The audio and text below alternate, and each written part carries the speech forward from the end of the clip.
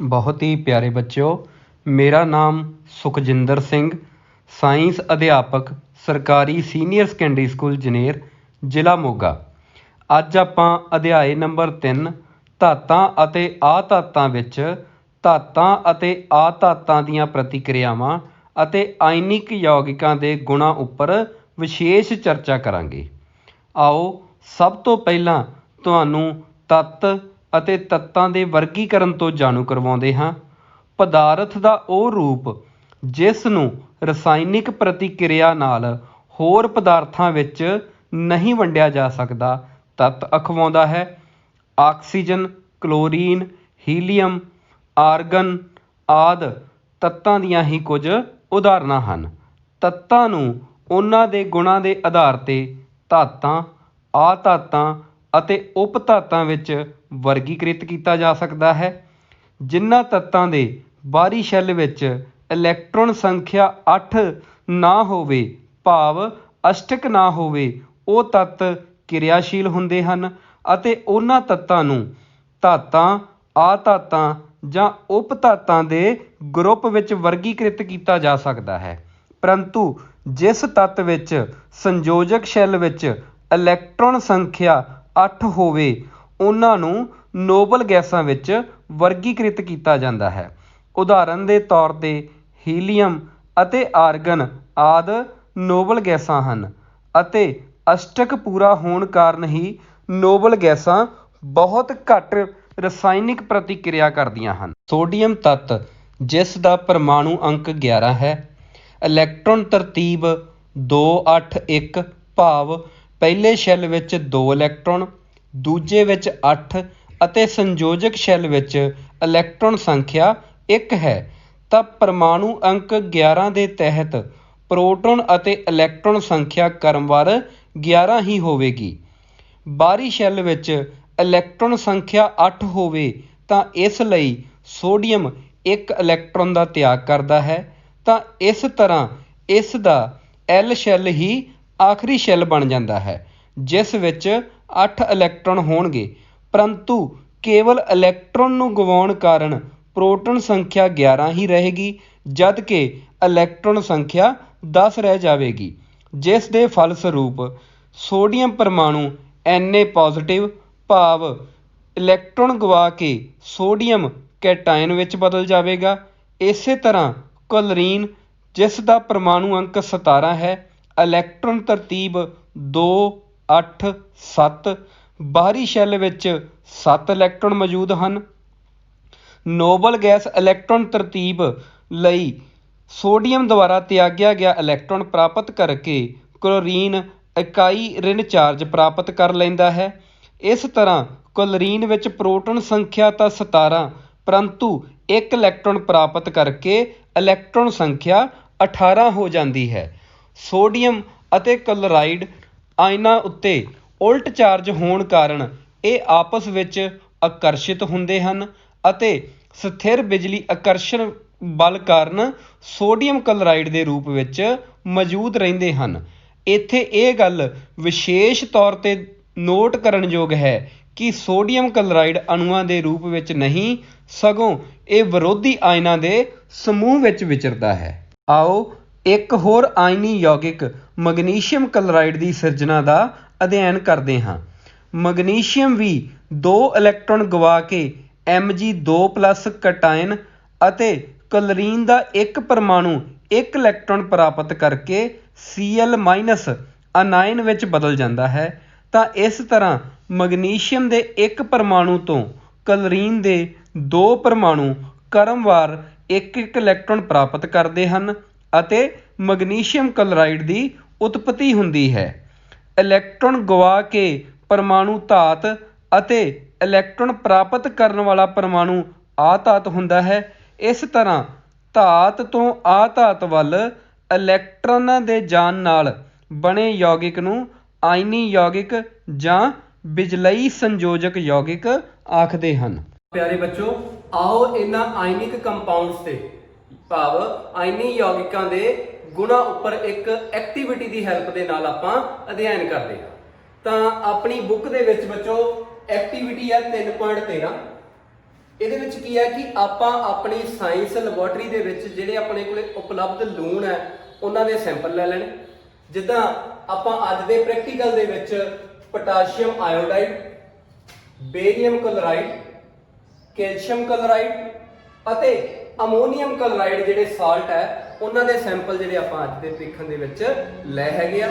ਤਾਂ ਆਪਣੇ ਕੋਲੇ ਬੱਚੋ ਟਾਸਕ ਕੀ ਹੈ ਕਿ ਆਪਾਂ ਕਰਨਾ ਕੀ ਹੈ ਇਸ ਐਕਟੀਵਿਟੀ ਦੇ ਵਿੱਚ, ਆਪਾਂ ਜਿਹੜੇ ਆਪਣੇ ਕੋਲੇ ਗਿਵਨ ਕੰਪਾਊਂਡਸ ਹੈ, ਜਿੰਨੇ ਵੀ ਆਇਨਿਕ ਕੰਪਾਊਂਡ ਆਪਾਂ ਕੰਸੀਡਰ ਕੀਤੇ ਆ, ਆਪਾਂ ਉਹਨਾਂ ਦੀ ਭੌਤਿਕ ਅਵਸਥਾ ਦੇਖਣੀ ਕਿ ਉਹਨਾਂ ਦੀ ਅਪੀਅਰੈਂਸ ਕਿਹੋ ਜੀ ਆ। ਸੈਕਿੰਡ ਪੁਆਇੰਟ ਕਿ ਆਪਾਂ ਉਹਨਾਂ ਨੂੰ ਇੱਕ ਇੱਕ ਕਰਕੇ ਧਾਤ ਦੇ ਸਪੈਚੂਲਾ ਦੇ ਉੱਤੇ ਆਪਾਂ ਉਹ ਸੈਂਪਲ ਲੈਣੇ ਹੈਗੇ ਆ, ਚਾਹੇ ਪੋਟਾਸ਼ੀਅਮ ਆਇਓਡਾਈਡ ਹੈ, ਚਾਹੇ ਬੇਰੀਅਮ ਕਲੋਰਾਈਡ ਹੈ, ਚਾਹੇ ਅਮੋਨੀਅਮ ਕਲੋਰਾਈਡ ਹੈ, ਜਿਹੜਾ ਵੀ ਸੈਂਪਲ ਆ ਆਪਾਂ ਉਸ ਨੂੰ ਧਾਤ ਦੇ ਸਪੈਚੂਲਾ ਦੇ ਉੱਤੇ ਰੱਖ ਕੇ ਤੇ ਉਸ ਨੂੰ ਬਰਨਰ ਦੀ ਲਾਟ ਦੇ ਉੱਪਰ ਗਰਮ ਕਰਕੇ ਦੇਖਣਾ ਕਿ ਬਰਨਰ ਦੀ ਲਾਟ ਦੇ ਨਾਲ ਉਹ ਜਿਹੜਾ ਬਰਨਰ ਦੇ ਫਲੇਮ ਨੂੰ ਉਹ ਕਿਹੋ ਜਿਹਾ ਕਲਰ ਆ ਜਿਹੜਾ ਸਾਲਟ ਇੰਪਾਰਟ ਕਰਦਾ, ਅਸੀਂ ਇਸ ਚੀਜ਼ ਨੂੰ ਨੋਟ ਕਰਨਾ ਹੈਗਾ। ਉਸ ਤੋਂ ਬਾਅਦ ਬੱਚੋ ਆਪਾਂ ਜਿੰਨੇ ਵੀ ਆਪਣੇ ਕੋਲੇ ਗਿਵਨ ਸਾਲਟ ਹੈਗੇ ਆ ਉਹਨਾਂ ਸਾਲਟ ਨੂੰ ਬੱਚੋ ਆਪਾਂ ਕੀ ਕਰਨਾ ਕਿ ਪਾਣੀ ਦੇ ਵਿੱਚ ਜਾਂ ਮਿੱਟੀ ਦੇ ਤੇਲ ਦੇ ਵਿੱਚ ਜਾਂ ਪੈਟਰੋਲ ਦੇ ਵਿੱਚ ਆਪਾਂ ਉਹਨਾਂ ਨੂੰ ਘੋਲਣ ਦਾ ਯਤਨ ਕਰਨਾ ਤੇ ਆਪਾਂ ਉਹਨਾਂ ਦੀ ਘੁਲਣ ਜਾਂਚ ਦੀ ਪਰਖ ਕਰਨੀ ਹੈ ਕਿ ਇਹ ਜਿਹੜੇ ਲੂਣ ਹੈ ਇਹ ਮਿੱਟੀ ਦੇ ਤੇਲ ਦੇ ਵਿੱਚ ਜਾਂ ਪੈਟਰੋਲ ਦੇ ਵਿੱਚ ਜਾਂ ਪਾਣੀ ਦੇ ਵਿੱਚ ਕਿਹੜੇ ਸੈਂਪਲ ਦੇ ਵਿੱਚ ਘੁਲਣਸ਼ੀਲ ਹੈ। ਇਸ ਤੋਂ ਇਲਾਵਾ ਬੱਚੋ ਜਿਹੜੀ ਆਪਾਂ ਲਾਸਟ ਪ੍ਰਾਪਰਟੀ ਅੱਜ ਡਿਸਕਸ ਕਰਨੀ ਹੈ ਉਹ ਹੈ ਬਿਜਲੀ ਚਾਲਕਤਾ, ਕਿ ਆਪਾਂ ਇਹਨਾਂ ਸੈਂਪਲਸ ਨੂੰ ਬਿਜਲੀ ਚਾਲਕ ਹੈਗੇ ਆ ਕਿ ਬਿਜਲੀ ਤੇ ਰੋਧਕ ਹੈ, ਆਪਾਂ ਇਸ ਚੀਜ਼ ਦੀ ਵੀ ਜਾਂਚ ਕਰਨੀ ਹੈਗੀ ਆ। ਤਾਂ ਆਓ ਆਪਾਂ ਇਸ ਕਿਰਿਆ ਨੂੰ ਸ਼ੁਰੂ ਕਰਦੇ ਹਾਂ। ਤਾਂ ਜਿਸ ਤਰ੍ਹਾਂ ਬੱਚੋ ਸਭ ਤੋਂ ਪਹਿਲਾ ਜੋ ਪੁਆਇੰਟ ਹੈ ਕਿ ਆਪਾਂ ਇਹਨਾਂ ਲੂਣਾਂ ਦੀ ਫਿਜ਼ੀਕਲ ਅਪੀਅਰੈਂਸ ਦੇਖਣੀ ਆ, ਭੌਤਿਕ ਅਵਸਥਾ ਦੇਖਣੀ ਆ। ਤਾਂ ਸਭ ਤੋਂ ਪਹਿਲਾਂ ਜਿਸ ਤਰ੍ਹਾਂ ਆਪਾਂ ਸੈਂਪਲ ਲਿਆ ਬੱਚੋ ਪੋਟਾਸ਼ੀਅਮ ਆਇਓਡਾਈਡ ਦਾ, ਤਾਂ ਪੋਟਾਸ਼ੀਅਮ ਆਇਓਡਾਈਡ ਦੇ ਸੈਂਪਲ ਦੇ ਵਿੱਚੋਂ ਆਪਾਂ ਦੇਖਦੇ ਹਾਂ ਕਿ ਇਹਦੀ ਭੌਤਿਕ ਅਵਸਥਾ ਕੀ ਹੈ। ਤਾਂ ਤੁਸੀਂ ਦੇਖ ਸਕਦੇ ਹੋ ਬੱਚੋ ਕਿ ਜਿਹੜੀ ਇਹਦੀ ਭੌਤਿਕ ਅਵਸਥਾ ਕਿ ਇਹ ਲੂਣ ਇੱਕ ਠੋਸ ਹੈ, ਸੋਲਿਡ ਹੈ ਇਹ। ਤਾਂ ਆਪਾਂ ਇਹ ਜਿਹੜੇ ਸੈਂਪਲ ਆ ਬੱਚੋ ਉਹ ਲੈ ਹੈਗੇ ਆ, ਜਿੱਦਾਂ ਇਹ ਸਾਡੇ ਕੋਲੇ ਪੋਟਾਸ਼ੀਅਮ ਆਇਓਡਾਈਡ ਦਾ ਸੈਂਪਲ ਹੈ, ਇਸੇ ਤਰ੍ਹਾਂ ਸਾਡੇ ਕੋਲੇ ਬੇਰੀਅਮ ਕਲੋਰਾਈਡ ਦਾ ਸੈਂਪਲ ਹੈ, ਅੱਗੇ ਬੱਚੋ ਸਾਡੇ ਕੋਲੇ ਕੈਲਸ਼ੀਅਮ ਕਲੋਰਾਈਡ ਦਾ ਸੈਂਪਲ ਹੈ ਔਰ ਲਾਸਟ ਦੇ ਵਿੱਚ ਸਾਡੇ ਕੋਲੇ ਅਮੋਨੀਅਮ ਕਲੋਰਾਈਡ ਦਾ ਸੈਂਪਲ ਹੈ। ਤਾਂ ਤੁਸੀਂ ਇਹਨਾਂ ਸਾਰੇ ਸੈਂਪਲਸ ਦੀ ਫਿਜ਼ੀਕਲ ਸਟੇਟ ਦੇਖ ਸਕਦੇ ਹੋ ਕਿ ਸਾਰੇ ਦੇ ਸਾਰੇ ਜਿਹੜੇ ਨਮੂਨੇ ਆ ਉਹ ਦੇਖਣ ਦੇ ਵਿੱਚ ਠੋਸ ਹੈ। ਉਸ ਤੋਂ ਬਾਅਦ ਬੱਚੋ ਆਪਾਂ ਅਗਲਾ ਸਟੈਪ ਕੀ ਹੈ ਕਿ ਅਗਲਾ ਅਸੀਂ ਦੇਖਦੇ ਹਾਂ ਕਿ ਇਹ ਪਾਣੀ ਦੇ ਵਿੱਚ ਜਾਂ ਤੇਲ ਦੇ ਵਿੱਚ ਘੁਲਣਸ਼ੀਲ ਹੈਗੇ ਆ ਕਿ ਨਹੀਂ ਹੈਗੇ। ਤਾਂ ਸਭ ਤੋਂ ਪਹਿਲਾਂ ਬੱਚੋ ਆਪਾਂ ਪੋਟਾਸ਼ੀਅਮ ਆਇਓਡਾਈਡ ਦਾ ਸੈਂਪਲ ਲਿਆ ਔਰ ਇਸ ਪੋਟਾਸ਼ੀਅਮ ਆਇਓਡਾਈਡ ਦੇ ਸੈਂਪਲ ਨੂੰ ਆਪਾਂ ਪਾਣੀ ਦੇ ਵਿੱਚ ਘੋਲਣ ਦਾ ਯਤਨ ਕਰਦੇ ਹਾਂ। ਤਾਂ ਅਸੀਂ ਪੋਟਾਸ਼ੀਅਮ ਆਇਓਡਾਈਡ ਦੇ ਸੈਂਪਲ ਨੂੰ ਬੱਚੋ ਪਾਣੀ ਦੇ ਵਿੱਚ ਪਾਇਆ, ਪਾਣੀ ਦੇ ਵਿੱਚ ਪਾਉਣ ਤੋਂ ਬਾਅਦ ਆਪਾਂ ਇਹਨੂੰ ਥੋੜਾ ਜਿਹਾ ਸਟੀਰ ਕੀਤਾ ਔਰ ਸਟੀਰ ਕਰਨ ਤੋਂ ਬਾਅਦ ਅਸੀਂ ਦੇਖਦੇ ਹਾਂ ਕਿ ਸਾਡੇ ਕੋਲੇ ਬਿਲਕੁਲ ਕਲੀਅਰ ਸੋਲੂਸ਼ਨ ਆ ਜਿਹੜਾ ਉਹ ਬਣ ਰਿਹਾ। ਕੋਈ ਇਹਦੇ ਤਲੇ ਦੇ ਉੱਤੇ ਕੋਈ ਠੋਸ ਪਾਰਟੀਕਲ ਹੈ ਨਹੀਂਗਾ, ਠੀਕ ਹੈ। ਇਟ ਮੀਨਸ ਕੀ ਹੈ ਕਿ ਜਿਹੜੇ ਤੁਹਾਡੇ ਕੋਲੇ ਇਹ ਆਇਨਿਕ ਕੰਪਾਊਂਡ ਹੈ ਇਹ ਪਾਣੀ ਦੇ ਵਿੱਚ ਘੁਲਣਸ਼ੀਲ ਹੈ, ਵਾਟਰ ਸੋਲੂਬਲ ਹੁੰਦੇ ਆ ਇਹ। ਹੁਣ ਆਪਾਂ ਬੱਚੋ ਇਸੇ ਸੈਂਪਲ ਨੂੰ ਅਮੋਨੀਅਮ ਜਿਹੜਾ ਸਾਡੇ ਕੋਲੇ ਪੋਟਾਸ਼ੀਅਮ ਆਇਓਡਾਈਡ ਹੈ, ਤਾਂ ਪੋਟਾਸ਼ੀਅਮ ਆਇਓਡਾਈਡ ਦੇ ਸੈਂਪਲ ਨੂੰ ਅਸੀਂ ਤੇਲ ਦੇ ਵਿੱਚ ਘੋਲਣ ਦਾ ਯਤਨ ਕਰਦੇ ਹਾਂ। ਤਾਂ ਜਦੋਂ ਅਸੀਂ ਬੱਚੋ ਪੋਟਾਸ਼ੀਅਮ ਆਇਓਡਾਈਡ ਦਾ ਸੈਂਪਲ ਤੇਲ ਦੇ ਵਿੱਚ ਘੋਲਦੇ ਹਾਂ, ਤੇਲ ਦੇ ਵਿੱਚ ਪਾਇਆ, ਤੇਲ ਦੇ ਵਿੱਚ ਪਾਉਣ ਤੋਂ ਬਾਅਦ ਆਪਾਂ ਇਹਦੀ ਜਿਵੇਂ ਪਾਣੀ ਦੇ ਵਿੱਚ ਸਟੀਰਿੰਗ ਕੀਤੀ ਸੀ ਉਸੇ ਤਰ੍ਹਾਂ ਆਪਾਂ ਤੇਲ ਦੇ ਵਿੱਚ ਵੀ ਸਟੀਰਿੰਗ ਕਰਦੇ ਹਾਂ।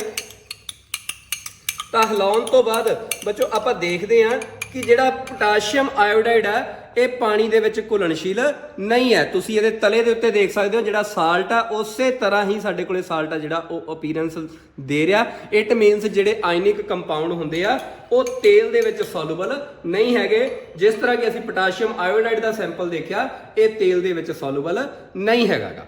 ਇਸੇ ਤਰ੍ਹਾਂ ਬੱਚੋ ਆਪਾਂ ਅਗਲਾ ਜਿਹੜਾ ਕੰਪਾਊਂਡ ਆ ਸਾਡੇ ਕੋਲੇ ਬੇਰੀਅਮ ਕਲੋਰਾਈਡ। ਬੇਰੀਅਮ ਕਲੋਰਾਈਡ ਦੀ ਜੇ ਅਸੀਂ ਭੌਤਿਕ ਅਵਸਥਾ ਦੇਖਦੇ ਹਾਂ ਤਾਂ ਉਹਦੇ ਵਿੱਚ ਅਸੀਂ ਦੇਖਿਆ ਹੈਗਾ ਕਿ ਭੌਤਿਕ ਅਵਸਥਾ ਦੇ ਵਿੱਚ ਇਹ ਠੋਸ ਹੈ।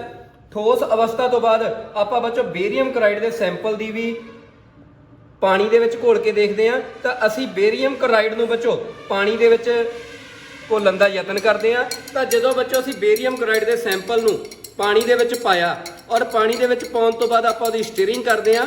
ਤਾਂ ਸਟੀਰਿੰਗ ਕਰਕੇ ਅਸੀਂ ਦੇਖਦੇ ਹਾਂ ਕਿ ਸਾਡੇ ਕੋਲੇ ਪੂਰਾ ਜਿਹੜਾ ਉਹ ਕਲੀਅਰ ਸੋਲੂਸ਼ਨ ਆ ਜਿਹੜਾ ਉਹ ਬਣ ਰਿਹਾ। ਜੇਕਰ ਅਸੀਂ ਇਹਦੇ ਤਲੇ ਦੇ ਉੱਤੇ ਦੇਖੀਏ ਤਾਂ ਤਲੇ ਦੇ ਉੱਤੇ ਕੋਈ ਵੀ ਕਿਸੇ ਤਰ੍ਹਾਂ ਦਾ ਕੋਈ ਪਾਰਟੀਕਲ ਆ ਜਿਹੜਾ ਸਾਨੂੰ ਸਾਲਟ ਦਾ ਉਹ ਨਜ਼ਰ ਨਹੀਂ ਆ ਰਿਹਾ। ਇਹਦਾ ਮਤਲਬ ਕੀ ਆ ਕਿ ਜਿਹੜਾ ਬੇਰੀਅਮ ਕਲੋਰਾਈਡ ਆ ਉਹ ਪਾਣੀ ਦੇ ਵਿੱਚ ਘੁਲਣਸ਼ੀਲ ਹੈ। ਇਸੇ ਤਰ੍ਹਾਂ ਬੱਚੋ ਆਪਾਂ ਇੱਕ ਤੇਲ ਦਾ ਹੋਰ ਸੈਂਪਲ ਲਿਆ, ਸਾਡੇ ਕੋਲੇ ਤਾਰਪੀਨ ਦਾ ਤੇਲ ਹੈ। ਅਸੀਂ ਇਸ ਤੇਲ ਦੇ ਨਮੂਨੇ ਦੇ ਵਿੱਚ, ਤੇਲ ਦੇ ਸੈਂਪਲ ਦੇ ਵਿੱਚ ਬੇਰੀਅਮ ਕਲੋਰਾਈਡ ਨੂੰ ਘੋਲਣ ਦਾ ਯਤਨ ਕਰਦੇ ਹਾਂ। ਤਾਂ ਜਦੋਂ ਆਪਾਂ ਬੱਚੋ ਬੇਰੀਅਮ ਕਲੋਰਾਈਡ ਨੂੰ ਤਾਰਪੀਨ ਦੇ ਤੇਲ ਦੇ ਵਿੱਚ ਪਾਇਆ ਹੈਗਾ ਤਾਂ ਦੇਖੋ ਆਪਾਂ ਹੁਣ ਇਹਨੂੰ ਸਟਿਰ ਕਰਦੇ ਹਾਂ, ਔਰ ਸਟਿਰ ਕਰਨ ਤੋਂ ਬਾਅਦ ਆਪਾਂ ਦੇਖਦੇ ਹਾਂ ਬੱਚੋ ਕਿ ਸਾਡੇ ਕੋਲੇ ਜਿਹੜਾ ਬੇਰੀਅਮ ਕਲੋਰਾਈਡ ਹੈ ਇਹ ਵੀ ਤਲ ਦੇ ਉੱਤੇ ਉਸੇ ਤਰ੍ਹਾਂ ਹੀ ਜਿਹੜਾ ਸਾਲਟ ਆ ਸਾਡੇ ਕੋਲੇ ਉਹ ਅਪੀਅਰ ਹੋ ਰਿਹਾ। ਸਾਈਡ ਤੋਂ ਅਸੀਂ ਦੇਖ ਸਕਦੇ ਹਾਂ ਬੀਕਰ ਦੇ, ਤਾਂ ਸਾਡੇ ਕੋਲੇ ਜਿਹੜਾ ਸਾਲਟ ਆ ਉਹ ਉਸੇ ਤਰ੍ਹਾਂ ਹੀ ਉਹਦੀ ਫਿਜ਼ੀਕਲ ਸਟੇਟ ਅਪੀਅਰ ਹੋ ਰਹੀ ਹੈ। ਇਹਦਾ ਮਤਲਬ ਜਿਹੜੇ ਇਹ ਆਇਨਿਕ ਕੰਪਾਊਂਡ ਆ ਇਹ ਪਾਣੀ ਦੇ ਵਿੱਚ ਤਾਂ ਘੁਲਣਸ਼ੀਲ ਹੈ, ਪਰੰਤੂ ਤੇਲ ਦੇ ਵਿੱਚ ਇਹ ਘੁਲਣਸ਼ੀਲ ਨਹੀਂ ਹੈਗੇ। ਇਸੇ ਤਰ੍ਹਾਂ ਬੱਚੋ ਆਪਣੇ ਕੋਲੇ ਜਿਹੜਾ ਅਗਲਾ ਸੈਂਪਲ ਹੈ ਉਹ ਆਪਾਂ ਕੈਲਸ਼ੀਅਮ ਕਲੋਰਾਈਡ ਦਾ ਲਿਆ। ਤਾਂ ਕੈਲਸ਼ੀਅਮ ਕਲੋਰਾਈਡ ਦੇ ਸੈਂਪਲ ਦੇ ਵਿੱਚ ਬੱਚੋ ਆਪਾਂ ਇਸ ਨੂੰ ਵੀ ਤੇਲ ਤੇ ਪਾਣੀ ਦੇ ਵਿੱਚ ਘੋਲਣ ਦਾ ਯਤਨ ਕਰਦੇ ਹਾਂ। ਇਹ ਆਪਣੇ ਕੋਲੇ ਬੱਚੋ ਨਮੂਨਾ ਠੋਸ ਕੈਲਸ਼ੀਅਮ ਕਲੋਰਾਈਡ ਸਾਡੇ ਕੋਲੇ। ਇਸ ਤੋਂ ਬਾਅਦ ਚ ਬੱਚੋ ਆਪਾਂ ਇਹਨੂੰ ਪਾਣੀ ਦੇ ਵਿੱਚ ਪਾ ਕੇ ਦੇਖਦੇ ਹਾਂ। ਤਾਂ ਜਦੋਂ ਅਸੀਂ ਪਾਣੀ ਦੇ ਵਿੱਚ ਪਾਉਂਦੇ ਹਾਂ ਔਰ ਇਹਦੀ ਸਟੀਅਰਿੰਗ ਕਰਦੇ ਹਾਂ ਤਾਂ ਤੁਸੀਂ ਦੇਖ ਸਕਦੇ ਹੋ ਕਿ ਬਿਲਕੁਲ ਥੋੜਾ ਜਿਹਾ ਸਟੀਅਰ ਕਰਨ ਦੇ ਨਾਲ ਹੀ ਇਹ ਜਿਹੜੇ ਆਇਨਿਕ ਕੰਪਾਊਂਡਸ ਹੈ, ਜਿਹੜੇ ਵੀ ਸਾਡੇ ਕੋਲੇ ਸੈਂਪਲ ਹੈ, ਇਹ ਪਾਣੀ ਦੇ ਵਿੱਚ ਬੜੀ ਆਸਾਨੀ ਦੇ ਨਾਲ ਕੀ ਆ ਕਿ ਘੁਲ ਰਹੇ ਆ। ਤਾਂ ਪਾਣੀ ਦੇ ਵਿੱਚ ਇਹਨਾਂ ਦੀ ਜਿਹੜੀ ਸੋਲੂਬਿਲਿਟੀ ਆ ਉਹ ਘੁਲਣਸ਼ੀਲਤਾ ਦੀ ਅਸੀਂ ਪਰਖ ਇਹਨਾਂ ਐਕਸਪੈਰੀਮੈਂਟਸ ਤੋਂ, ਇਹਨਾਂ ਕਿਰਿਆਵਾਂ ਤੋਂ ਦੇਖ ਰਹੇ ਹਾਂ। ਤਾਂ ਤੁਸੀਂ ਦੇਖ ਸਕਦੇ ਹੋ ਕਿ ਇਹ ਜਿਹੜਾ ਸੈਂਪਲ ਆ ਸਾਡੇ ਕੋਲੇ ਇੱਕ ਕਲੀਅਰ ਸੋਲੂਸ਼ਨ ਆ ਜਿਹੜਾ ਉਹ ਬਣ ਰਿਹਾ। ਕੋਈ ਇਹਦੇ ਤਲ ਦੇ ਵਿੱਚ ਸਾਡੇ ਕੋਲੇ ਕੋਈ ਵੀ ਸੋਲਿਡ ਪਾਰਟੀਕਲ ਸਾਨੂੰ ਨਜ਼ਰ ਨਹੀਂ ਆ ਰਿਹਾ, ਕੋਈ ਲੂਣ ਨਜ਼ਰ ਨਹੀਂ ਆ ਰਿਹਾ। ਤਾਂ ਇਹਦਾ ਮਤਲਬ ਕੀ ਆ ਕਿ ਜਿਹੜਾ ਸਾਡੇ ਕੋਲੇ ਬੇਰੀਅਮ ਕਲੋਰਾਈਡ ਆ ਇਹ ਪਾਣੀ ਦੇ ਵਿੱਚ ਘੁਲਣਸ਼ੀਲ ਹੈ।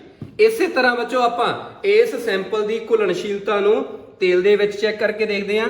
ਤਾਂ ਇਸੇ ਤਰ੍ਹਾਂ ਜਦੋਂ ਅਸੀਂ ਇਸ ਲੂਣ ਨੂੰ ਬੱਚੋ ਤੇਲ ਦੇ ਵਿੱਚ ਪਾਇਆ ਹੈਗਾ ਔਰ ਤੇਲ ਦੇ ਵਿੱਚ ਪਾਉਣ ਤੋਂ ਬਾਅਦ ਆਪਾਂ ਇਹਦੀ ਸਟੀਅਰਿੰਗ ਕਰਦੇ ਹਾਂ ਤਾਂ ਤੁਸੀਂ ਦੇਖ ਸਕਦੇ ਹੋ ਕਿ ਕੈਲਸ਼ੀਅਮ ਕਲੋਰਾਈਡ ਦਾ ਜੋ ਸੈਂਪਲ ਹੈ ਉਹ ਵੀ ਤੇਲ ਦੇ ਵਿੱਚ ਕੀ ਆ ਘੁਲਣਸ਼ੀਲ ਨਹੀਂ ਹੈ। ਉਸੇ ਤਰ੍ਹਾਂ ਹੀ ਜਿਹੜੇ ਪਾਰਟੀਕਲ ਆ ਬੱਚੋ ਉਹ ਅਸੀਂ ਬੀਕਰ ਦੇ ਵਿੱਚ ਦੇਖ ਸਕਦੇ ਹਾਂ। ਠੀਕ ਹੈ, ਤਾਂ ਇਹਨਾਂ ਸਾਰੇ ਕਿਰਿਆਵਾਂ ਤੋਂ ਅਸੀਂ ਹੁਣ ਤੱਕ ਇਹ ਨਤੀਜਾ ਦੇ ਸਕਦੇ ਹਾਂ ਕਿ ਜਿਹੜੇ ਆਇਨਿਕ ਕੰਪਾਊਂਡਸ ਹੁੰਦੇ ਆ ਉਹ ਪਾਣੀ ਦੇ ਵਿੱਚ ਤਾਂ ਘੁਲਣਸ਼ੀਲ ਹੈ, ਪਰੰਤੂ ਕਿਸੇ ਵੀ ਤੇਲ ਦੇ ਵਿੱਚ ਉਹ ਘੁਲਣਸ਼ੀਲ ਨਹੀਂ ਹੈਗੇ। ਸਾਡੇ ਕੋਲੇ ਜਿਹੜਾ ਅਸੀਂ ਲਾਸਟ ਸੈਂਪਲ ਬੱਚੋ ਕੰਸੀਡਰ ਕੀਤਾ ਉਹ ਸਾਡੇ ਕੋਲੇ ਅਮੋਨੀਅਮ ਕਲੋਰਾਈਡ ਦਾ। ਅਮੋਨੀਅਮ ਕਲੋਰਾਈਡ ਵੀ ਦਿੱਖ ਦੇ ਵਿੱਚ ਸਾਡੇ ਕੋਲੇ ਠੋਸ ਹੈ, ਔਰ ਠੋਸ ਸੈਂਪਲ ਨੂੰ ਜਦੋਂ ਅਸੀਂ ਪਾਣੀ ਦੇ ਵਿੱਚ ਘੋਲਣ ਦਾ ਯਤਨ ਕਰਦੇ ਹਾਂ ਤਾਂ ਅਸੀਂ ਇਸ ਸੈਂਪਲ ਨੂੰ ਬੱਚੋ ਪਾਣੀ ਦੇ ਵਿੱਚ ਪਾਇਆ ਔਰ ਪਾਉਂਦੇ ਨਾਲ ਹੀ ਬਿਲਕੁਲ ਹਲਕੀ ਜਿਹੀ ਸਟੀਅਰਿੰਗ ਦੇ ਨਾਲ ਜਿਹੜਾ ਅਮੋਨੀਅਮ ਕਲੋਰਾਈਡ ਆ ਉਹ ਪਾਣੀ ਦੇ ਵਿੱਚ ਘੁਲਣਸ਼ੀਲ ਹੈ। ਠੀਕ ਹੈ, ਤਾਂ ਅਸੀਂ ਇਸ ਗੱਲ ਦੀ ਪੁਸ਼ਟੀ ਕਰ ਸਕਦੇ ਹਾਂ ਇਹਨਾਂ ਕਿਰਿਆਵਾਂ ਤੋਂ ਕਿ ਜਿਹੜੀ ਆਇਨਿਕ ਕੰਪਾਊਂਡ ਹੁੰਦੇ ਆ ਇਹ ਪਾਣੀ ਦੇ ਵਿੱਚ ਘੁਲਣਸ਼ੀਲ ਹੁੰਦੇ ਆ। ਇਸੇ ਤਰ੍ਹਾਂ ਬੱਚੋ ਜੇਕਰ ਆਪਾਂ ਇਸੇ ਸੈਂਪਲ ਨੂੰ ਤੇਲ ਦੇ ਵਿੱਚ ਘੋਲਣ ਦਾ ਯਤਨ ਕਰੀਏ, ਠੀਕ ਹੈ, ਤਾਂ ਆਪਾਂ ਜਿਵੇਂ ਪਹਿਲੀਆਂ ਕਿਰਿਆਵਾਂ ਦੇ ਵਿੱਚ potassium iodide, ਬੇਰੀਅਮ chloride, calcium chloride ਦੀ ਪਰਖ ਕੀਤੀ ਸੀ, ਇਸੇ ਤਰ੍ਹਾਂ ਅਸੀਂ ਦੇਖ ਸਕਦੇ ਹਾਂ ਕਿ ਤੇਲ ਦੇ ਸੈਂਪਲ ਦੇ ਵਿੱਚ ਸਟੀਅਰਿੰਗ ਕਰਨ ਤੋਂ ਬਾਅਦ ਇਸੇ ਤਰ੍ਹਾਂ ਹੀ ਜਿਹੜਾ ਅਮੋਨੀਅਮ ਕਲੋਰਾਈਡ ਆ ਅਸੀਂ ਇਹਦੇ ਬੀਕਰ ਦੇ ਤਲ ਦੇ ਉੱਤੇ ਦੇਖਦੇ ਹਾਂ ਕਿ ਉਸੇ ਤਰ੍ਹਾਂ ਹੀ ਇਹ ਘੁਲ ਪਿਆ ਹੋਇਆ, ਇਹ ਘੁਲਣਸ਼ੀਲ ਨਹੀਂ ਹੈ। ਤਾਂ ਇੱਥੋਂ ਬੱਚੋ ਅਸੀਂ ਇਸ ਗੱਲ ਦਾ ਸਿੱਟਾ ਦੇ ਸਕਦੇ ਹਾਂ ਕਿ ਜੋ ਸਾਡੇ ਕੋਲੇ ਆਇਨਿਕ ਕੰਪਾਊਂਡ ਹੁੰਦੇ ਆ ਉਹ ਪਾਣੀ ਦੇ ਵਿੱਚ ਤਾਂ ਘੁਲਣਸ਼ੀਲ ਹੈ, ਪਰੰਤੂ ਤੇਲ ਦੇ ਵਿੱਚ ਘੁਲਣਸ਼ੀਲ ਨਹੀਂ ਹਨ। ਤਾਂ ਪਿਆਰੇ ਬੱਚੋ ਆਓ ਹੁਣ ਆਪਾਂ ਇਹਨਾਂ ਆਇਨਿਕ ਕੰਪਾਊਂਡਸ ਨੂੰ ਬਰਨਰ ਦੀ ਲਾਟ ਦੇ ਉੱਤੇ ਗਰਮ ਕਰਕੇ ਦੇਖਦੇ ਹਾਂ ਔਰ ਇਹਨਾਂ ਦੇ ਮੈਲਟਿੰਗ ਔਰ ਬੋਇਲਿੰਗ ਪੁਆਇੰਟ ਬਾਰੇ ਜਾਣਨ ਦੀ ਕੋਸ਼ਿਸ਼ ਕਰਦੇ ਹਾਂ। ਤਾਂ ਇਸ ਲਈ ਸਭ ਤੋਂ ਪਹਿਲਾਂ ਆਪਾਂ ਇੱਕ ਬਰਨਰ ਔਨ ਕੀਤਾ ਬੱਚੋ। ਉਸ ਤੋਂ ਬਾਅਦ ਚ ਆਪਾਂ ਧਾਤ ਦੇ ਸਪੈਚੂਲਾ ਦੇ ਉੱਤੇ ਆਪਣਾ ਜੋ ਪਹਿਲਾ ਸੈਂਪਲ ਆ ਪੋਟਾਸ਼ੀਅਮ ਆਇਓਡਾਈਡ ਦਾ ਉਹ ਲਿਆ ਔਰ ਉਸ ਸੈਂਪਲ ਨੂੰ ਬੱਚੋ ਆਪਾਂ ਕੀ ਆ ਕਿ ਬਰਨਰ ਦੀ ਫਲੇਮ ਦੇ ਉੱਤੇ ਗਰਮ ਕਰਦੇ ਆ। ਤਾਂ ਗਰਮ ਕਰਨ ਦੇ ਨਾਲ ਆਪਾਂ ਲਾਟ ਦੇ ਵਿੱਚ ਪਰਿਵਰਤਨ ਦੇਖਦੇ ਆ ਕਿ ਜਿਹੜੀ ਲਾਟ ਆ ਬੱਚੋ ਉਹ ਸਾਨੂੰ ਵਾਇਲਟ ਕਲਰ ਦੀ ਜਿਹੜੀ ਅਪੀਅਰੈਂਸ ਹੈ ਉਹ ਦੇ ਰਹੀ ਹੈ। ਤਾਂ ਜਿਹੜਾ ਬੱਚੋ ਪੋਟਾਸ਼ੀਅਮ ਆਇਓਡਾਈਡ ਦਾ ਸੈਂਪਲ ਹੁੰਦਾ ਉਹ ਲਾਟ ਦੇ ਵਿੱਚ ਬੱਚੋ ਵਾਇਲਟ ਅਪੀਅਰੈਂਸ ਆ ਜਿਹੜੀ ਉਹ ਦਿੰਦਾ। ਇਸ ਦੇ ਨਾਲ ਹੀ ਜਿਹੜਾ ਪੋਟਾਸ਼ੀਅਮ ਆਇਓਡਾਈਡ ਆ ਬੱਚੋ ਇਹਦਾ ਮੈਲਟਿੰਗ ਪੁਆਇੰਟ 681 ਡਿਗਰੀ ਔਰ ਜੋ ਇਹਦਾ ਬੋਇਲਿੰਗ ਪੁਆਇੰਟ ਆ ਉਹ 1335 ਡਿਗਰੀ ਹੁੰਦਾ। ਇਹਦਾ ਮਤਲਬ ਕੀ ਆ ਕਿ ਬਹੁਤ ਹਾਈ ਮੈਲਟਿੰਗ ਔਰ ਬੋਇਲਿੰਗ ਪੁਆਇੰਟਸ ਆ ਜਿਹੜੇ ਇਹਨਾਂ ਆਇਨਿਕ ਕੰਪਾਊਂਡ ਦੇ ਹੁੰਦੇ ਆ।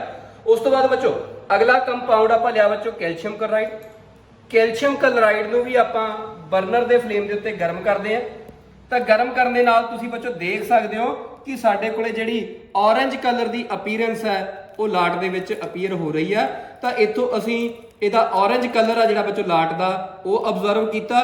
ਇਹਦੇ ਨਾਲ ਹੀ ਕਿ ਇਹਦਾ ਜਿਹੜਾ ਬੱਚੋ ਕੈਲਸ਼ੀਅਮ ਕਲੋਰਾਈਡ ਹੈ ਇਹਦਾ ਜਿਹੜਾ ਮੈਲਟਿੰਗ ਪੁਆਇੰਟ ਹੈ ਉਹ 772 ਡਿਗਰੀ ਔਰ ਜੋ ਇਹਦਾ ਬੋਇਲਿੰਗ ਪੁਆਇੰਟ ਹੈ ਉਹ 1935 ਡਿਗਰੀ ਸੈਂਟੀਗ੍ਰੇਡ ਹੁੰਦਾ। ਤਾਂ ਬਹੁਤ ਹਾਈ ਮੈਲਟਿੰਗ ਔਰ ਬੋਇਲਿੰਗ ਪੁਆਇੰਟਸ ਇਹਨਾਂ ਆਇਨਿਕ ਕੰਪਾਊਂਡਸ ਤੇ ਹੁੰਦੇ ਆ। ਅਗਲਾ ਕੰਪਾਊਂਡ ਬੱਚੋ ਆਪਾਂ ਲੈਨੇ ਆ। ਅਗਲਾ ਕੰਪਾਊਂਡ ਸਾਡੇ ਕੋਲੇ ਬੇਰੀਅਮ ਕਲੋਰਾਈਡ। ਬੇਰੀਅਮ ਕਲੋਰਾਈਡ ਦਾ ਬੱਚੋ ਜਿਹੜਾ ਮੈਲਟਿੰਗ ਪੁਆਇੰਟ ਆ ਉਹ 962 ਡਿਗਰੀ ਔਰ ਜੋ ਬੋਇਲਿੰਗ ਪੁਆਇੰਟ ਆ ਉਹ 1560 ਡਿਗਰੀ ਹੁੰਦਾ। ਬਰਨਰ ਫਲੇਮ ਦੇ ਉੱਪਰ ਆਪਾਂ ਇਹਨੂੰ ਗਰਮ ਕਰਕੇ ਲਾਟ ਦਾ ਪਰੀਖਣ ਕਰਦੇ ਆ। ਤਾਂ ਜਦੋਂ ਬੱਚੋ ਬਰਨਰ ਫਲੇਮ ਤੇ ਆਪਾਂ ਇਹਨੂੰ ਗਰਮ ਕੀਤਾ ਤਾਂ ਸਾਡੇ ਕੋਲੇ ਜਿਹੜੀ ਲਾਟ ਹੈ ਉਹ ਕੀ ਆ ਕਿ ਹਰੇ ਰੰਗ ਦੀ ਜਿਹੜੀ ਅਪੀਅਰੈਂਸ ਹੈ ਉਹ ਆਪਾਂ ਦੇਖੀ। ਤਾਂ ਤੁਸੀਂ ਦੇਖ ਸਕਦੇ ਹੋ ਕਿ ਹਰਾ ਰੰਗ ਆ ਜਿਹੜਾ ਲਾਟ ਦਾ ਉਹ ਅਸੀਂ ਇਹਦੇ ਵਿੱਚ ਬੇਰੀਅਮ ਕਲੋਰਾਈਡ ਦੇ ਸੈਂਪਲ ਦੇ ਵਿੱਚ ਅਬਜ਼ਰਵ ਕਰਦੇ ਹੈਗੇ। ਤਾਂ ਇਹਦਾ ਮਤਲਬ ਕੀ ਹੈ ਕਿ ਜੇ ਅਸੀਂ ਇਹਨਾਂ ਦੇ ਵਿੱਚੋਂ ਮੈਲਟਿੰਗ ਪੁਆਇੰਟ ਔਰ ਬੋਇਲਿੰਗ ਪੁਆਇੰਟ ਦੀ ਗੱਲ ਕਰੀਏ, ਕਿਉਂਕਿ ਇਹਨਾਂ ਦੇ ਵਿੱਚ ਕੀ ਹੈ ਕਿ ਜਿਹੜੇ ਆਪੋਜ਼ਿਟ ਆਇਨ ਹੁੰਦੇ ਆ ਉਹਨਾਂ ਦੇ ਵਿੱਚ ਬਹੁਤ ਜ਼ਿਆਦਾ ਆਕਰਸ਼ਣ ਹੁੰਦਾ ਹੈ, ਜਿਹਦੇ ਕਰਕੇ ਉਸ ਆਕਰਸ਼ਣ ਨੂੰ ਤੋੜਨ ਵਾਸਤੇ ਬਹੁਤ ਜ਼ਿਆਦਾ ਊਰਜਾ ਦੀ ਲੋੜ ਹੁੰਦੀ ਹੈ ਔਰ ਬਰਨਰ ਦਾ ਜਿਹੜਾ ਫਲੇਮ ਹੈ ਉਹ ਇੰਨੀ ਊਰਜਾ ਨਹੀਂ ਪ੍ਰੋਵਾਈਡ ਕਰ ਸਕਦਾ। ਇਹਨਾਂ ਦੇ ਜਿਹੜੇ ਮੈਲਟਿੰਗ ਔਰ ਬੋਇਲਿੰਗ ਪੁਆਇੰਟ ਆ ਉਹ ਬਹੁਤ ਹਾਈ ਹੁੰਦੇ ਆ। ਉਬਾਲ ਦਰਜਾ ਔਰ ਪਿਘਲਾਊ ਦਰਜਾ ਬਹੁਤ ਉੱਚਾ ਹੁੰਦਾ ਹੈ। ਤੇ ਬੱਚੋ ਇਹਨਾਂ ਸਾਲਟ ਦੀ ਆਪਾਂ ਬਿਜਲੀ ਚਾਲਕਤਾ ਦੀ ਪਰਖ ਕਰਨੀ ਆ। ਉਹਦੇ ਲਈ ਆਪਾਂ ਆਪਰੇਟਰਸ ਆ ਜੋ ਉਹ ਸੈੱਟ ਕੀਤਾ ਹੋਇਆ। ਜਿਹੜਾ ਆਪਾਂ ਸੈਂਪਲ ਬੱਚੋ ਪੋਟਾਸ਼ੀਅਮ ਆਇਓਡਾਈਡ ਦਾ ਪਾਣੀ ਦੇ ਵਿੱਚ ਘੋਲ ਕੇ ਬਣਾਇਆ ਸੀ, ਸਭ ਤੋਂ ਪਹਿਲਾਂ ਆਪਾਂ ਉਹ ਸੈਂਪਲ ਲੈ ਲਿਆ ਇੱਥੇ। ਉਹਦੇ ਵਿੱਚ 2 ਕਾਰਬਨ ਦੇ ਵਿੱਚੋਂ ਗ੍ਰੇਫਾਈਟ ਇਲੈਕਟ੍ਰੋਡ ਆਪਾਂ ਜਿਹੜੇ ਉਹਦੇ ਵਿੱਚ ਡਿਪ ਕਰ ਲਏ। ਠੀਕ ਹੈ, ਇਹਨਾਂ ਇਲੈਕਟ੍ਰੋਡਸ ਨੂੰ ਬੱਚੋ ਇੱਕ ਇਲੈਕਟ੍ਰੋਡ ਦਾ ਜੋ ਸਿਰਾ ਬੱਚੋ ਉਹ ਕੀ ਹੈ ਕਿ ਆਪਾਂ ਬਲਬ ਦੇ ਇੱਕ ਸਿਰੇ ਨਾਲ ਜੋੜਿਆ ਹੋਇਆ, ਬਲਬ ਦਾ ਦੂਸਰਾ ਸਿਰਾ ਬੱਚੋ ਉਹ ਆਪਣੇ ਕੋਲੋਂ ਇਧਰੋਂ ਬੈਟਰੀ ਦੇ ਨਾਲ ਜੁੜਿਆ ਹੋਇਆ ਔਰ ਬੈਟਰੀ ਦਾ ਦੂਜਾ ਜੋ ਸਾਡੇ ਕੋਲੇ ਉਹ ਫ੍ਰੀ ਐਂਡ ਹੈ। ਉਸ ਫ੍ਰੀ ਐਂਡ ਨੂੰ ਬੱਚੋ ਅਸੀਂ ਇਸ ਦੂਸਰੇ ਇਲੈਕਟ੍ਰੋਡ ਦੇ ਨਾਲ ਜੋੜ ਕੇ ਦੇਖਾਂਗੇ। ਜੇਕਰ ਤਾਂ ਇਹ ਜੋੜਨ ਦੇ ਨਾਲ ਸਾਡੇ ਕੋਲੇ ਜਿਹੜਾ ਬਲਬ ਹੈ ਉਹ ਗਲੋ ਕਰੇਗਾ, ਬਲਬ ਜਗੇਗਾ, ਤਾਂ ਇਹਦਾ ਮਤਲਬ ਕੀ ਹੈ ਕਿ ਇਹ ਜਿਹੜਾ ਆਇਨਿਕ ਕੰਪਾਊਂਡ ਆ ਉਹ ਬਿਜਲੀ ਦਾ ਚਾਲਕ ਹੈ। ਤਾਂ ਅਸੀਂ ਇਸ ਦੀ ਪਰਖ ਕਰਦੇ ਹਾਂ। ਅਸੀਂ ਇਹ ਫ੍ਰੀ ਐਂਡਸ ਨੂੰ ਬੱਚੋ ਜੋੜ ਕੇ ਦੇਖਦੇ ਹਾਂ। ਤਾਂ ਜੋੜਨ ਤੇ ਤੁਸੀਂ ਦੇਖ ਰਹੇ ਹੋ ਕਿ ਜੋ ਬਲਬ ਹੈ ਉਹ ਜਗ ਰਿਹਾ ਹੈ। ਤਾਂ ਬਲਬ ਦਾ ਜਗਣਾ ਇਸ ਗੱਲ ਦਾ ਪ੍ਰਮਾਣ ਹੈ ਕਿ ਜੋ ਤੁਹਾਡੇ ਕੋਲੇ ਪੋਟਾਸ਼ੀਅਮ ਆਇਓਡਾਈਡ ਦਾ ਸੈਂਪਲ ਹੈ ਉਹ ਬਿਜਲੀ ਦਾ, ਉਹਦੇ ਵਿੱਚੋਂ ਬਿਜਲੀ ਆ ਜਿਹੜੀ ਉਹ ਕਰੰਟ ਆ ਉਹ ਜਿਹੜਾ ਫਲੋ ਕਰ ਰਿਹਾ ਹੈ। ਇਸੇ ਤਰ੍ਹਾਂ ਬੱਚੋ ਆਪਾਂ ਅਗਲਾ ਸੈਂਪਲ ਆ ਜੋ ਇਸ ਪੋਟਾਸ਼ੀਅਮ ਆਇਓਡਾਈਡ ਦੇ ਸੈਂਪਲ ਨੂੰ ਆਪਾਂ ਕੈਲਸ਼ੀਅਮ ਕਲੋਰਾਈਡ ਦੇ ਸੈਂਪਲ ਦੇ ਨਾਲ ਰਿਪਲੇਸ ਕਰਕੇ ਦੇਖਦੇ ਹਾਂ। ਤਾਂ ਬਸ ਬੱਚੋ ਅਸੀਂ ਅਗਲਾ ਸੈਂਪਲ ਆ ਜੋ ਉਹ ਕੈਲਸ਼ੀਅਮ ਕਲੋਰਾਈਡ ਦਾ ਲਿਆ। ਸੈਂਪਲ ਅਸੀਂ ਪਹਿਲਾਂ ਬਣਾਏ ਸੀਗੇ, ਉਸੇ ਤਰ੍ਹਾਂ ਆਪਾਂ ਜਿਹੜੇ ਇਲੈਕਟ੍ਰੋਡਸ ਆ ਉਹ ਇਸ ਸੈਂਪਲ ਦੇ ਵਿੱਚ ਡਿਪ ਕਰ ਲਏ। ਬਾਕੀ ਦਾ ਸਾਡੇ ਕੋਲੇ ਜਿਹੜਾ ਸਰਕਟ ਆ ਉਹ ਐਜ਼ ਇਟ ਇਜ਼ ਉਵੇਂ ਹੀ ਲੱਗਿਆ ਹੋਇਆ। ਠੀਕ ਹੈ, ਜਸਟ ਅਸੀਂ ਕੀ ਆ ਕਿ ਫ੍ਰੀ ਐਂਡਸ ਆ ਜਿਹੜੇ ਉਹ ਦੁਬਾਰਾ ਜੋੜ ਕੇ ਦੇਖਣੇ ਆ। ਬਾਕੀ ਜੋ ਸਰਕਟ ਆ ਸਾਡਾ ਉਵੇਂ ਦਾ ਉਵੇਂ ਹੀ ਲੱਗਿਆ ਹੋਇਆ। ਤਾਂ ਅਸੀਂ ਬੱਚੋ ਇਹਨਾਂ ਫ੍ਰੀ ਐਂਡਸ ਨੂੰ ਜੋੜ ਕੇ ਦੇਖਦੇ ਆ ਤਾਂ ਸਾਡੇ ਕੋਲੇ ਜੋ ਬਲਬ ਹੈ ਉਹ ਫਿਰ ਤੋਂ ਗਲੋ ਕਰ ਰਿਹਾ ਹੈ। ਤਾਂ ਇੱਥੋਂ ਅਸੀਂ ਇਸ ਗੱਲ ਦੀ ਪਰਖ ਕਰ ਸਕਦੇ ਹਾਂ ਕਿ ਜੋ ਆਇਨਿਕ ਕੰਪਾਊਂਡਸ ਹੁੰਦੇ ਆ ਬਿਜਲੀ ਦਾ ਚਾਲਣ ਕਰਦੇ। ਇਸ ਤਰ੍ਹਾਂ ਪਿਆਰੇ ਬੱਚੋ ਹੁਣ ਆਪਾਂ ਇਸ ਸੈਂਪਲ ਨੂੰ ਬੇਰੀਅਮ ਕਲੋਰਾਈਡ ਦੇ ਸੈਂਪਲ ਦੇ ਨਾਲ ਰਿਪਲੇਸ ਕਰਕੇ ਦੇਖਦੇ ਹਾਂ। ਤਾਂ ਆਪਣੇ ਕੋਲੇ ਸੈਂਪਲ ਜੋ ਆਪਾਂ ਆਲਰੇਡੀ ਬਣਾਏ ਹੋਏ ਆ, ਹੁਣ ਆਪਾਂ ਬੇਰੀਅਮ ਕਲੋਰਾਈਡ ਦਾ ਸੈਂਪਲ ਲਿਆ। ਉਸੇ ਤਰ੍ਹਾਂ ਜੋ ਆਪਣੇ ਕੋਲੇ ਗ੍ਰੇਫਾਈਟ ਇਲੈਕਟ੍ਰੋਡਸ ਹੈ ਉਹ ਆਪਾਂ ਇਹਦੇ ਵਿੱਚ ਡਿਪ ਕਰ ਦਿੱਤੇ। ਬਾਕੀ ਦਾ ਸਰਕਟ ਸਾਡੇ ਕੋਲੇ ਬੱਚੋ ਆਲਰੇਡੀ ਲੱਗਿਆ ਹੋਇਆ। ਸਰਕਟ ਨੂੰ ਕੰਪਲੀਟ ਕਰਨ ਲਈ ਜਦੋਂ ਆਪਾਂ ਬੱਚੋ ਇਹਨਾਂ ਫ੍ਰੀ ਐਂਡਸ ਨੂੰ ਜੋੜਦੇ ਆ ਤਾਂ ਤੁਸੀਂ ਦੇਖ ਸਕਦੇ ਹੋ ਕਿ ਸਾਡੇ ਕੋਲੇ ਬਲਬ ਆ ਜਿਹੜਾ ਉਹ ਜਗ ਰਿਹਾ ਹੈ। ਤਾਂ ਬਲਬ ਦਾ ਜਗਣਾ ਇਸ ਗੱਲ ਦਾ ਪ੍ਰਮਾਣ ਹੈ ਕਿ ਸਾਡੇ ਕੋਲੇ ਆਇਨਿਕ ਕੰਪਾਊਂਡਸ ਬਿਜਲੀ ਦਾ ਚਾਲਣ ਕਰਦੇ ਹਨ। ਤਾਂ ਪਿਆਰੇ ਬੱਚੋ ਜਦੋਂ ਇਹਨਾਂ ਆਇਨਿਕ ਕੰਪਾਊਂਡਸ ਨੂੰ ਪਾਣੀ ਦੇ ਵਿੱਚ ਘੋਲਿਆ ਜਾਂਦਾ ਹੈ ਤਾਂ ਪਾਣੀ ਦੇ ਵਿੱਚ ਘੁਲਣ ਦੇ ਨਾਲ ਇਹਨਾਂ ਦੇ ਵਿੱਚ ਬੱਚੋ ਜਿਹੜੇ ਆਇਨ ਹੁੰਦੇ ਆ ਉਹ ਆਇਨ ਆ ਜਿਹੜੇ ਉਹ ਪੈਦਾ ਹੋ ਜਾਂਦੇ ਆ। ਉਹ ਆਇਨਸ ਬੱਚੋ ਬਿਜਲੀ ਦੀ ਬੈਟਰੀ ਲਾਉਣ ਦੇ ਨਾਲ ਉਹ ਜਿਹੜੇ ਆਇਨ ਆ ਉਹ ਆਪੋਜ਼ਿਟ ਇਲੈਕਟ੍ਰੋਡ ਵੱਲ ਫਲੋ ਕਰਦੇ ਆ। ਤਾਂ ਇਹਨਾਂ ਆਇਨਾਂ ਦੇ ਪ੍ਰਵਾਹ ਨੂੰ ਬਿਜਲੀ ਧਾਰਾ ਕਹਿੰਦੇ ਆ। ਤਾਂ ਜਿਹਦੇ ਕਰਕੇ ਬੱਚੋ ਸਾਡੇ ਕੋਲੇ ਇਹ ਜਿਹੜਾ ਬਲਬ ਹੈ ਉਹ ਗਲੋ ਕਰ ਰਿਹਾ, ਬਲਬ ਹੈ ਜਿਹੜਾ ਉਹ ਜਗ ਰਿਹਾ। ਤਾਂ ਇਹ ਇਸ ਗੱਲ ਦਾ ਪ੍ਰਮਾਣ ਹੈ ਕਿ ਜੋ ਆਇਨਿਕ ਕੰਪਾਊਂਡਸ ਆ ਉਹ ਬਿਜਲੀ ਦੇ ਚਾਲਕ ਹੁੰਦੇ ਹਨ। ਇਸੇ ਤਰ੍ਹਾਂ ਬੱਚੋ ਆਪਣਾ ਜੋ ਲਾਸਟ ਸੈਂਪਲ ਆਪਣੇ ਕੋਲੇ ਅਮੋਨੀਅਮ ਕਲੋਰਾਈਡ ਦਾ, ਅਸੀਂ ਉਸ ਵਿੱਚ ਵੀ ਬਿਜਲੀ ਚਾਲਕਤਾ ਦੀ ਪਰਖ ਕਰਦੇ ਹਾਂ। ਤਾਂ ਅਸੀਂ ਲਾਸਟ ਸੈਂਪਲ ਬੱਚੋ ਆਪਣਾ ਲਿਆ ਅਮੋਨੀਅਮ ਕਲੋਰਾਈਡ ਦਾ। ਉਸੇ ਤਰ੍ਹਾਂ ਜੋ ਸਾਡੇ ਕੋਲੇ ਇਲੈਕਟ੍ਰੋਡ ਆ ਬੱਚੋ, ਉਹ ਆਪਾਂ ਇਸ ਸੈਂਪਲ ਦੇ ਵਿੱਚ ਡਿਪ ਕਰ ਲਏ ਹੈਗੇ। ਤਾਂ ਇਹਨਾਂ ਇਲੈਕਟ੍ਰੋਡਸ ਨੂੰ ਡਿਪ ਕਰਨ ਤੋਂ ਬਾਅਦ ਬਾਕੀ ਦਾ ਸਰਕਟ ਬੱਚੋ ਆਪਣੇ ਕੋਲੇ ਐਜ਼ ਇਟ ਇਜ਼ ਉਸੇ ਤਰ੍ਹਾਂ ਹੀ ਲੱਗਿਆ ਹੋਇਆ। ਆਪਾਂ ਫ੍ਰੀ ਐਂਡਸ ਨੂੰ ਦੁਬਾਰਾ ਜੋੜ ਕੇ ਦੇਖਦੇ ਹਾਂ ਤਾਂ ਤੁਸੀਂ ਦੇਖ ਸਕਦੇ ਹੋ ਕਿ ਅਮੋਨੀਅਮ ਕਲੋਰਾਈਡ ਦਾ ਜੋ ਸੈਂਪਲ ਹੈ ਇਹ ਵੀ ਬਿਜਲੀ ਦਾ ਚਾਲਕ ਹੈ। ਤਾਂ ਇਹਨਾਂ ਸਾਰੀਆਂ ਕਿਰਿਆਵਾਂ ਤੋਂ ਅਸੀਂ ਇਸ ਗੱਲ ਦਾ ਸਿੱਟਾ ਦੇ ਸਕਦੇ ਹਾਂ ਕਿ ਆਇਨਿਕ ਕੰਪਾਊਂਡਸ ਭਾਵ ਆਇਨੀ ਯੌਗਿਕ ਜਿਹੜੇ ਹੁੰਦੇ ਆ ਉਹ ਬਿਜਲੀ ਦੇ ਚਾਲਕ ਹੁੰਦੇ ਹਨ।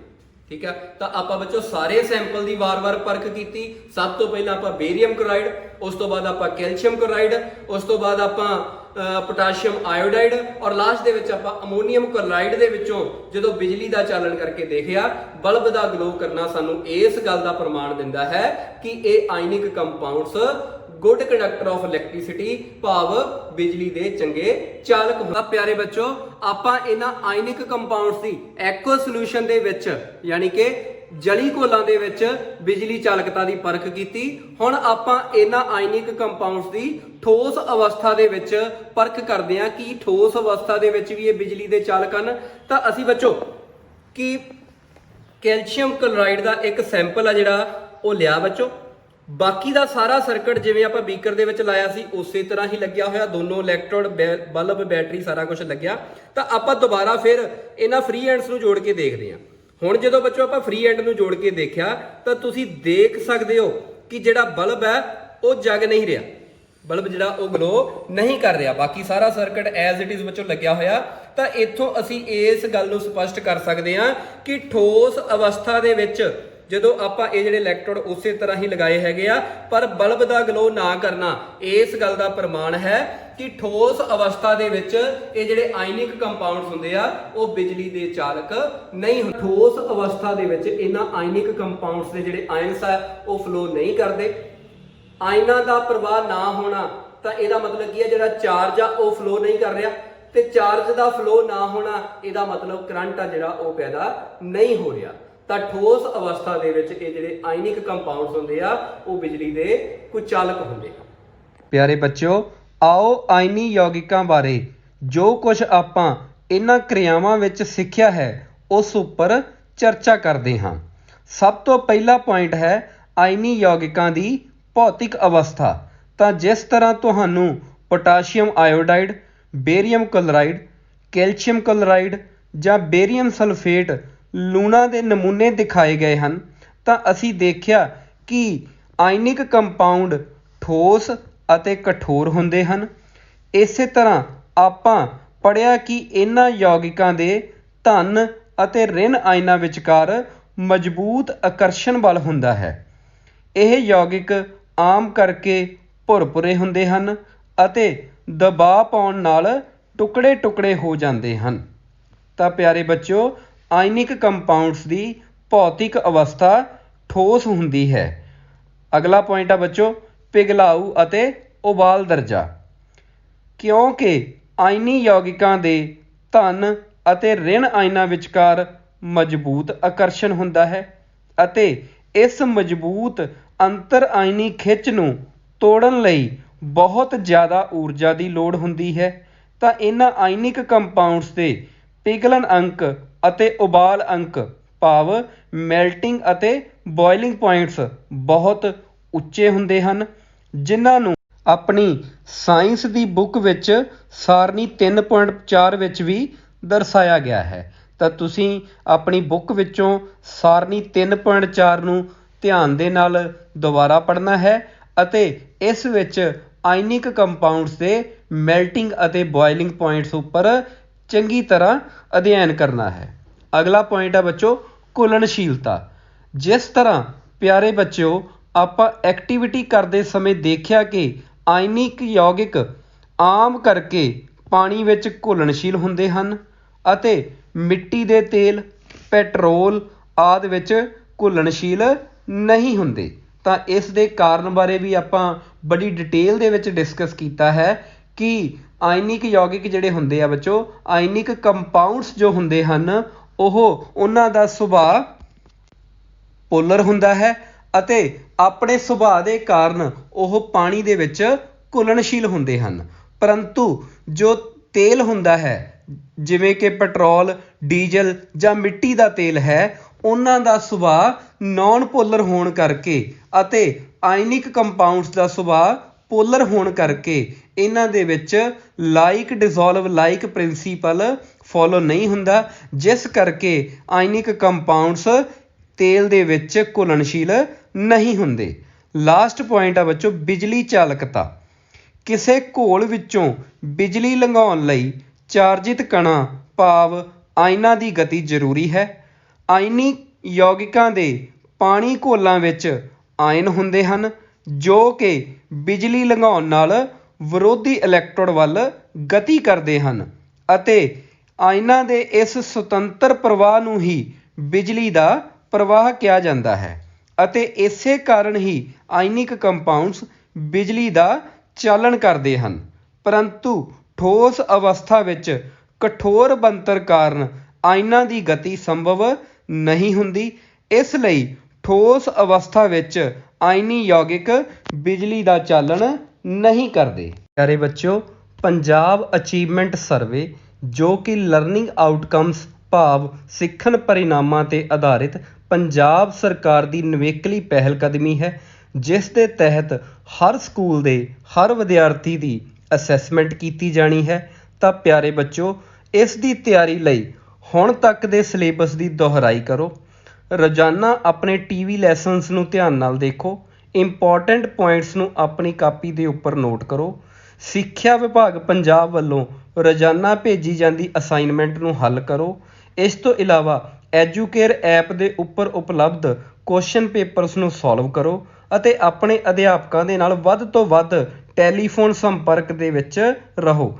ਇਸ ਸਰਵੇ ਦੇ ਤਹਿਤ ਇੱਕ ਪ੍ਰੀ ਟੈਸਟ 24 ਅਗਸਤ ਨੂੰ ਹੋ ਚੁੱਕਿਆ ਹੈ, ਜਿਸ ਵਿੱਚ ਤੁਸੀਂ ਸਭ ਨੇ ਭਾਗ ਲਿਆ। ਇਸ ਤੋਂ ਇਲਾਵਾ ਵਿਭਾਗ ਵੱਲੋਂ ਫਾਈਨਲ ਇਵੈਲੂਏਸ਼ਨ ਜੋ ਕਿ 11 ਨਵੰਬਰ ਨੂੰ ਟੈਸਟ ਹੋਵੇਗਾ, ਉਸ ਤੋਂ ਪਹਿਲਾਂ ਪ੍ਰੀ ਟੈਸਟ ਲਏ ਜਾ ਰਹੇ ਹਨ। ਸੋ ਤੁਸੀਂ ਸਾਰੇ ਵਿਦਿਆਰਥੀ ਬਿਨਾਂ ਕਿਸੇ ਮਾਨਸਿਕ ਦਬਾਅ ਤੋਂ ਖੁਸ਼ੀ ਅਤੇ ਚਾਅ ਨਾਲ ਪੇਪਰ ਹੱਲ ਕਰੋ, ਕਿਉਂਕਿ ਪੜ੍ਹੇਗਾ ਪੰਜਾਬ ਤਾਂ ਹੀ ਵਧੇਗਾ ਪੰਜਾਬ। ਤਾਂ ਸਾਰੇ ਵਿਦਿਆਰਥੀ ਆਪਣੀ ਨਿਰੰਤਰ ਦੁਹਰਾਈ ਕਰੋ ਤਾਂ ਕਿ ਆਪਾਂ ਪੰਜਾਬ ਅਚੀਵਮੈਂਟ ਸਰਵੇ ਅਤੇ ਸਿੱਖਿਆ ਵਿਭਾਗ ਪੰਜਾਬ ਦੀ ਪਹਿਲ ਕਦਮੀ ਨੂੰ ਪ੍ਰਫੁੱਲਿਤ ਕਰਦੇ ਹੋਏ ਇਸ ਉਪਰਾਲੇ ਨੂੰ ਸਫਲ ਬਣਾਈਏ। ਪਿਆਰੇ ਬੱਚਿਓ, ਇਹ ਸੀ ਆਪਣਾ ਅੱਜ ਦਾ ਟੌਪਿਕ, ਜਿਸ ਦੇ ਤਹਿਤ ਆਪਾਂ ਆਇਨਿਕ ਕੰਪਾਊਂਡਸ ਦੀਆਂ ਕਰੈਕਟਰਿਸਟਿਕਸ ਦੇ ਉੱਪਰ ਚਰਚਾ ਕੀਤੀ ਹੈ। ਉਮੀਦ ਹੈ ਤੁਸੀਂ ਇਹਨਾਂ ਸਾਰੇ ਪੁਆਇੰਟਸ ਨੂੰ ਆਪਣੀ ਸਾਇੰਸ ਦੀ ਕਾਪੀ ਦੇ ਉੱਪਰ ਨੋਟ ਕਰ ਲਿਆ ਹੋਵੇਗਾ। ਇੱਕ ਵਾਰੀ ਫਿਰ ਤੋਂ ਤੁਸੀਂ ਇਹਨਾਂ ਸਾਰੀਆਂ ਗੱਲਾਂ ਦਾ ਆਪਣੇ ਆਪ ਅਧਿਐਨ ਕਰਨਾ ਹੈ। ਸਾਰੇ ਵਿਦਿਆਰਥੀਆਂ ਦਾ ਬਹੁਤ ਬਹੁਤ ਧੰਨਵਾਦ।